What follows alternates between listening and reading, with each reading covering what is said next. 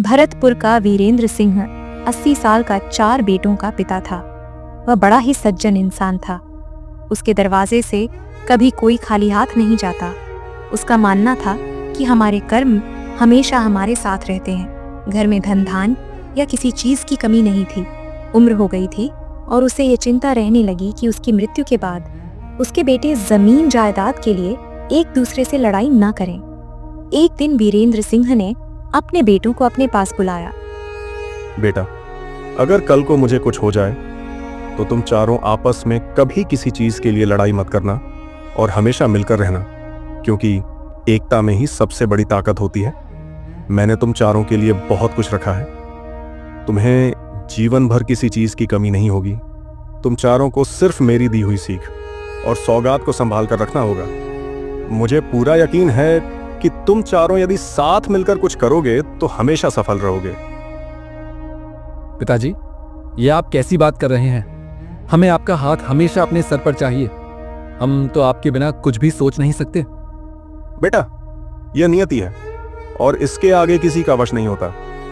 मैंने अपनी चारपाई के चारों पैरों के नीचे तुम चारों के लिए एक एक हिस्सा रख दिया है। मेरे मरने के बाद तुम सब अपना अपना हिस्सा ले लेना। वीरेंद्र सिंह ने अपनी चारपाई के चारों पैरों के नीचे 4 मटके रखवा दिए और कुछ दिनों बाद फिर से अपने चारों बेटों को अपने पास बुलाया।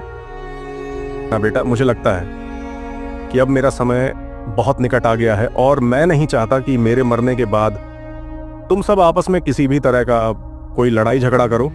मैं चाहता हूं कि मेरी आंखों के सामने तुम चारों अपनी अपनी पसंद से अपने लिए मेरी चारपाई का एक पैर चुन लो और मेरे मरने के बाद अपनी पसंद के पैर के नीचे रखे हुए अपने हिस्से को ले लेना। पिताजी, आप यह कैसी बातें करने लगे हैं? हमें किसी चीज की आवश्यकता नहीं है। हमें सिर्फ आपका साथ चाहिए। हाँ पिताजी, भैया बिल्कुल ठीक कह रहे हैं। देखो बेटा, मैंने बहुत से घरों में भाई भाई को लड़ते और एक दूसरे को मारते देखा है। इसलिए मैं नहीं चाहता कि तुम्हारा आपसी प्रेम कल को रुपयों पैसों के लिए खत्म हो जाए। अच्छा होगा कि तुम मेरे जीते जी अपने अपने पसंद का पैर चुन लो ताकि मैं सुकून से अपनी जीवन यात्रा संपन्न करूं। अमन, तुम चारों भाइयों में सबसे छोटे हो, इसलिए सबसे पहले तुम अपनी पसंद का एक पैर चुन लो। उसके बाद विवेक, तुम अपनी पसंद का पैर चुनना। फिर यश की बारी होगी और आदित्य, तुम अपने भाइयों में सबसे बड़े हो, इसलिए मैंने तुम्हारे भाइयों को अपनी पसंद का चुनाव करने का मौका पहले दिया है। पिताजी, मैं जानता हूं आप जो भी करते हैं वह बहुत सोच समझ कर करते हैं और आपकी हर बात के पीछे कोई ना कोई वजह और सीख होती है। चलो तुम चारों अपने अपने पसंद का मेरी चारपाई का एक एक पैर चुन लो और मेरे मरने के बाद अपना अपना हिस्सा ले लेना। चारों बेटे उदास हो गए, लेकिन पिता की बात मानकर चारों ने पिता की चारपाई का एक एक पैर चुन लिया। थोड़ी देर के बाद ही वीरेंद्र सिंह ने अपनी आखिरी सांस ली। घर में किसी चीज की कमी नहीं थी। चारों बेटों ने मिलकर पिता का अंतिम क्रियाकर्म पूरी विधि विधान से किया। फिर कुछ दिनों बाद पिताजी को गए कई दिन हो गए हैं। हमें अपने परिवार को सुचारू रूप से चलाने के लिए उनके कहे अनुसार अपने जीवन को आगे बढ़ाना होगा। हाँ भैया, आप बिल्कुल सही कह रहे हैं। पिताजी भी तो यही चाहते थे कि हम चारों मिलकर इस घर को संभालें। ठीक है, तो चलो हम सब अपना अपना हिस्सा पिताजी की चारपाई के पैर के नीचे से निकाल लेते हैं। चारों ने मिलकर खुदाई करी तो चारपाई के हर पैर के नीचे से एक एक मटका रखा मिला। मेरे मटके में तो हीरे और जवाहरात रखे हैं।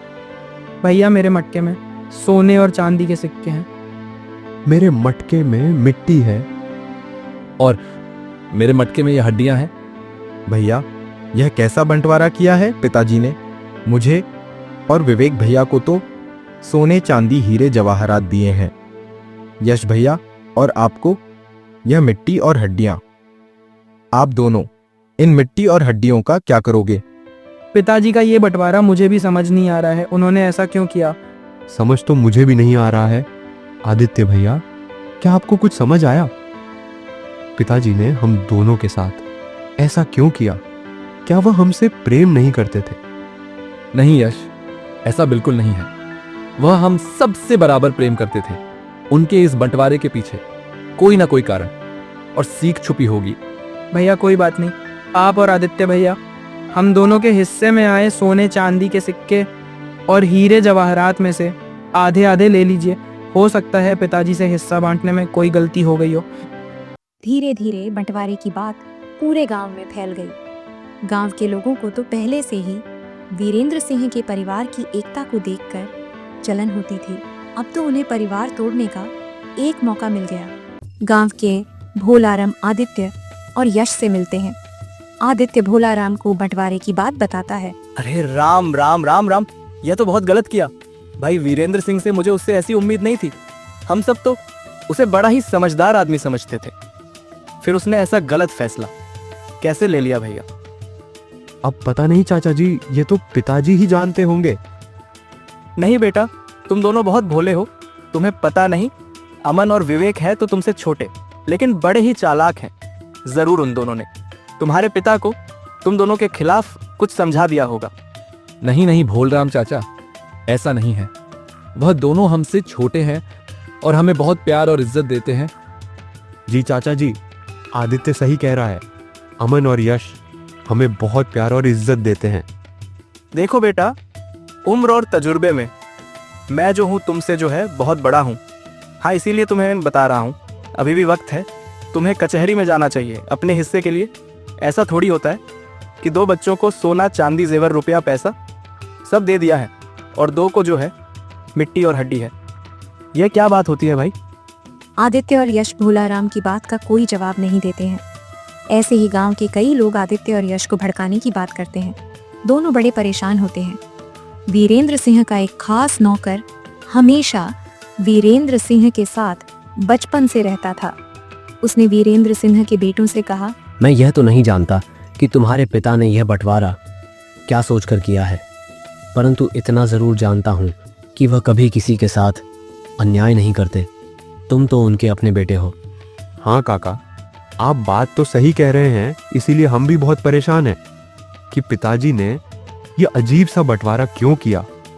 चारों बेटे इस सोच में थे कि आखिर इस बंटवारे का मतलब क्या है।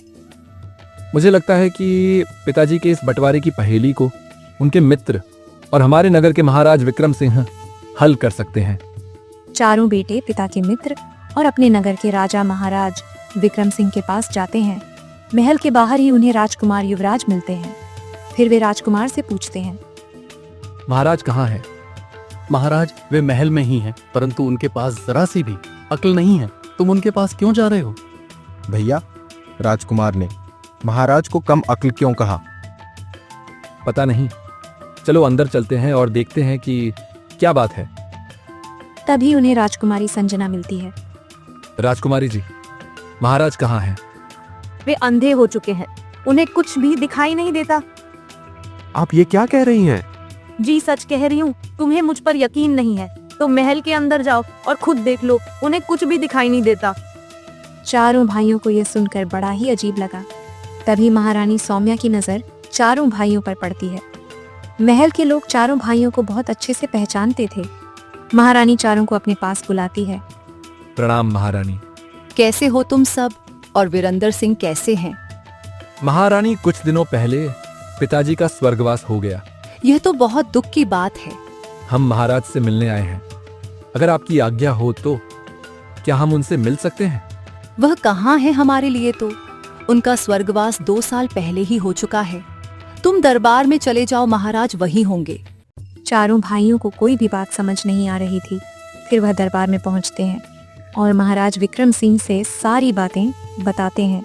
तुम्हारे पिता बहुत ही समझदार और ईमानदार इंसान थे। उन्होंने जो भी बंटवारा किया है और जिसे भी जो हिस्सा दिया है वह बहुत सोच समझकर दिया होगा। मुझे लगता है कि तुम अपने पिता के निर्णय की इज्जत करनी चाहिए और उसके किए हुए निर्णय को खुशी खुशी स्वीकार करना चाहिए। महाराज, हम अपने पिता की इज्जत करते हैं, लेकिन हम इस निर्णय को समझ नहीं पा रहे हैं। ये कैसा बंटवारा है? 2 भाइयों को हीरे जवाहरात और सोने चांदी के हिस्से मिले और 2 भाइयों को मिट्टी और हड्डियां, इसका क्या मतलब है? इसका मतलब बहुत सीधा है। तुम्हारे पिता ने 2 भाइयों को हीरे जवाहरात और सोने चांदी दिए और 2 भाइयों को मिट्टी और हड्डियां दी। ये कैसा बंटवारा है महाराज? जिनके हिस्से में मिट्टी से भरा हुआ मटका आया है उसे सारे खेत मिले हैं, और जिनके हिस्से में हड्डियां आई हैं उसे गौशाला, अस्तबल, यह सब मिला है। महाराज, आपने हमें यह तो बता दिया कि इस बंटवारे का मतलब क्या है, लेकिन हमें अभी भी यह नहीं समझ आ रहा है कि पिताजी ने ऐसा क्यों किया। बेटा, तुम्हारे पिता ने इस बारे में मुझसे चर्चा की थी और उन्होंने मुझे यह कहा था कि मैं इस पहेली का हल तुम्हें तभी बताऊंगा जब तुम चारों एक साथ मेरे पास आओगे। मतलब अगर हम में से कोई एक नहीं आता तो आप हमें इस पहेली का मतलब नहीं बताते? बिल्कुल नहीं बताता, क्योंकि तुम्हारे पिता यही देखना चाहते थे कि कल को यदि तुम में से किसी एक के पास धन की कमी हो जाए तो तुम सब एक दूसरे का साथ देते हो या साथ छोड़ देते हो, परंतु तुमने उनकी दी हुई शिक्षा को अपने साथ रखा और 2 भाइयों के हिस्से में मिट्टी और हड्डी आने के बाद भी तुम उनके साथ खड़े रहे। यही तुम्हारे पिता के जीवन भर की पूंजी है जो असली मायने में उन्होंने तुम सबको दी है।